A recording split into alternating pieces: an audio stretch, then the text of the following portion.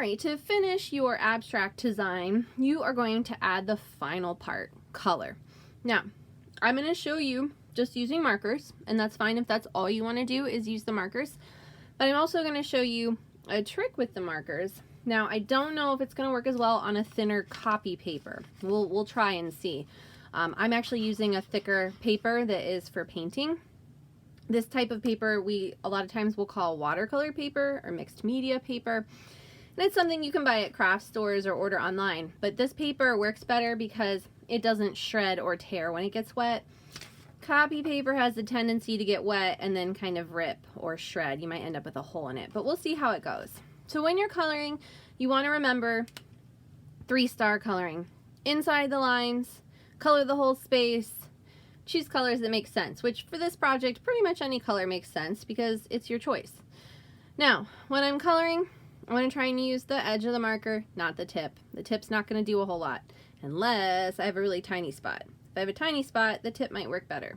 But for most of this, I'm going to color with the flat edge of the marker. Now when I'm coloring,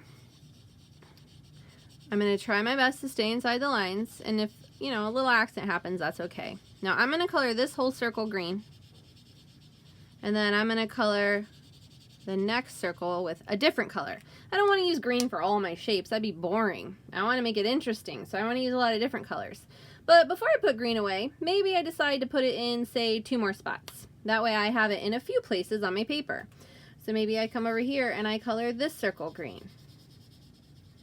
And then maybe, let's see, I come over here and I color this half of a triangle green.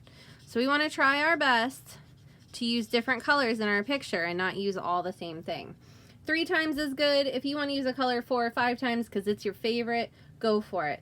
You can even do a color pattern. So up here on this little strip of squares, I could do every other one green to make a pattern.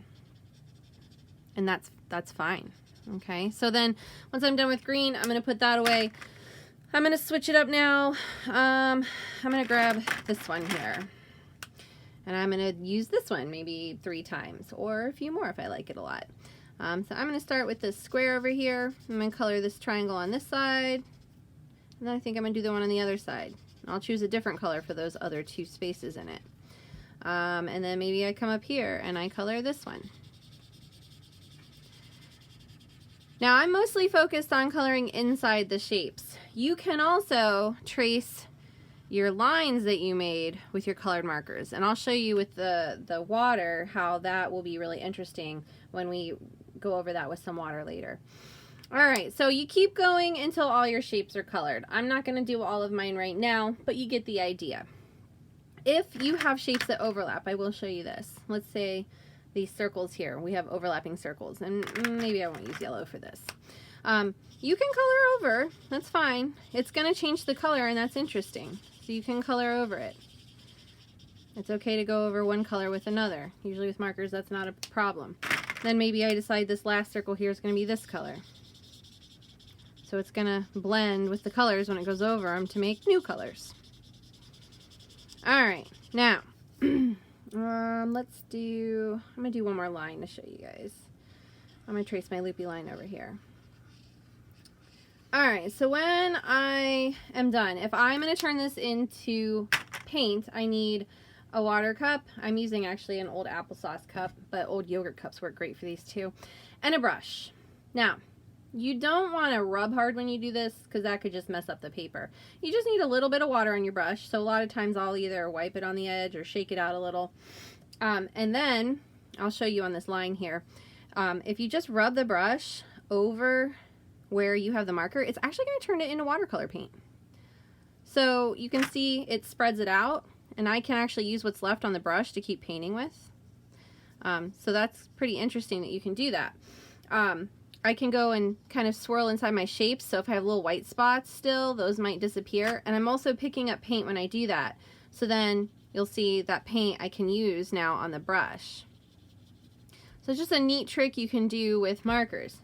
I would challenge you to do the whole paper, whether you color it with markers or you color it by turning things into paint. If you have a set of watercolor paints and you want to do the shapes with markers and then switch to watercolor paints to paint around the shapes, that's great too.